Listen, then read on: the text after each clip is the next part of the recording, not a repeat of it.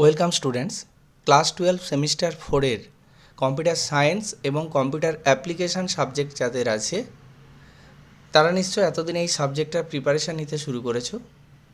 আজকে আমি ডিবিএমএস থেকে চ্যাপ্টার 1-এর কিছু ইম্পর্ট্যান্ট প্রশ্ন বলবো, যেখানে 2 নম্বরের কিছু প্রশ্ন থাকবে, 15টা কোশ্চিন দেব, 3 নম্বরের 15টা কোশ্চিন দেব এবং 5 নম্বরের 5টা প্রশ্ন দেব।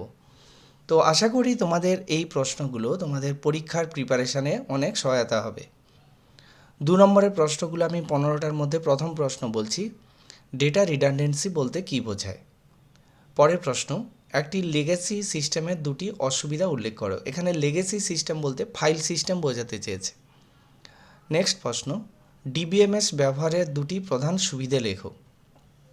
পরের প্রশ্ন, ডেটাবেস অ্যাডমিনিস্ট্রেটরের দুটি প্রধান কাজ লেখো। ডেটা ইন্ডিপেন্ডেন্স কী? ফিজিক্যাল ডেটা ইন্ডিপেন্ডেন্স বলতে কী বোঝায়? কনসেপচুয়াল স্কিমা কী? একটি ডেটাবেস ইনস্ট্যান্স বলতে কী বোঝায়? এই সবগুলো কিন্তু 2 মার্কসের অর্থাৎ 2 নম্বরের প্রশ্ন বলছি। ডিডিএল এবং ডিএমএল এর একটি করে উদাহরণ দাও।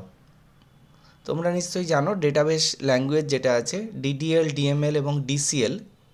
তো আমি ডিডিএল এবং ডিএমএল লিখেছি, কিন্তু তোমরা ডিডিএল, ডিএমএল এবং ডিসিএল প্রত্যেকটির করে 2টি করে উদাহরণ তোমরা রেডি করে রাখবে, মিনিমাম 2টি উদাহরণ। নেক্সট, এন্ড ইউজার কাদের বলা হয়? ডেটা ডিকশনারির সংজ্ঞা দাও। পরের প্রশ্ন, লজিক্যাল ডেটা মডেল কি? একটি উদাহরণ দাও। পরের প্রশ্নতে আসি, নেটওয়ার্ক ডেটা মডেলের প্রধান বৈশিষ্ট্য কী? নেক্সট প্রশ্ন, ডেটাবেস আর্কিটেকচারের এক্সটার্নাল লেয়ারের কাজ কী? পরের প্রশ্ন, ডেটাবেসে ডেটা ইনকনসিস্টেন্সি বলতে কী বোঝায়? আমি পার্ট 1 যেটা সিলেক্ট করেছিলাম তাতে 15টা প্রশ্ন তোমাদের বললাম। এবার পার্ট 2 3 নম্বরের প্রশ্ন কি থাকতে পারে সেটা 15টা প্রশ্ন বলছি।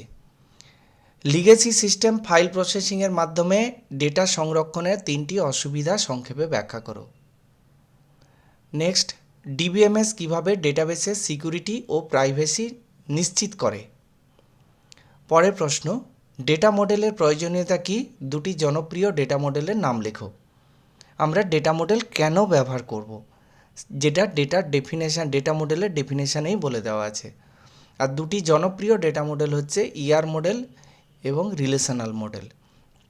নেক্সট, স্কিমা এবং ইনস্ট্যান্টের মধ্যে 3টি পার্থক্য লেখো।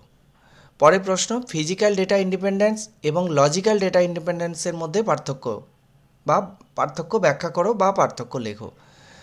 নেক্সট, পরের প্রশ্ন, একটি 3 টায়ার আর্কিটেকচারের বিভিন্ন স্তরগুলি লেখো এবং প্রতিটি স্তরের একটি করে উদাহরণ দাও।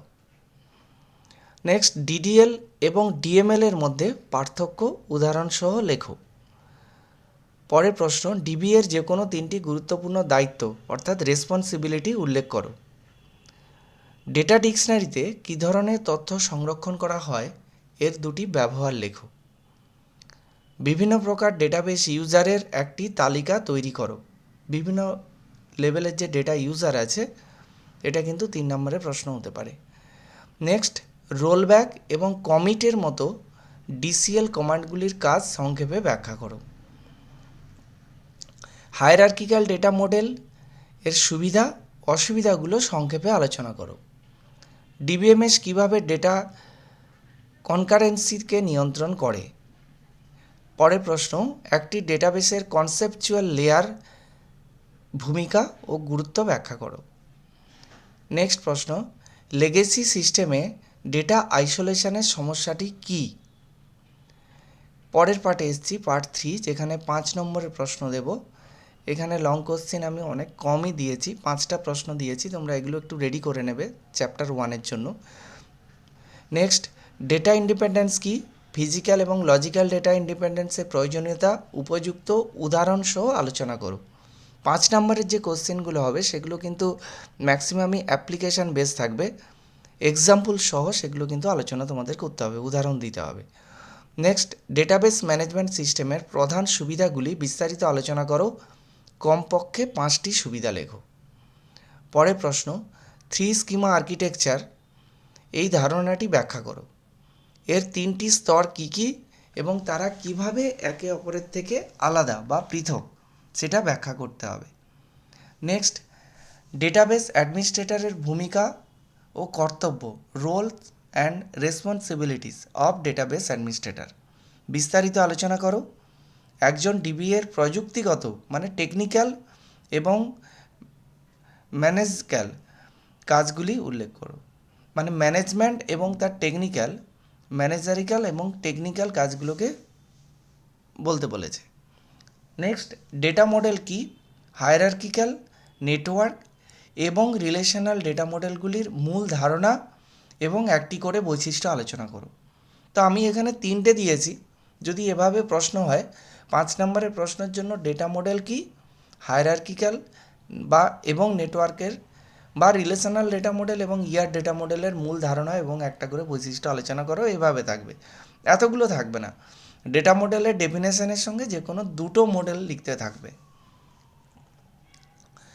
আজকে আমার প্রশ্ন যেগুলো দিতে চেয়েছিলাম আমি তোমাদেরকে দিলাম।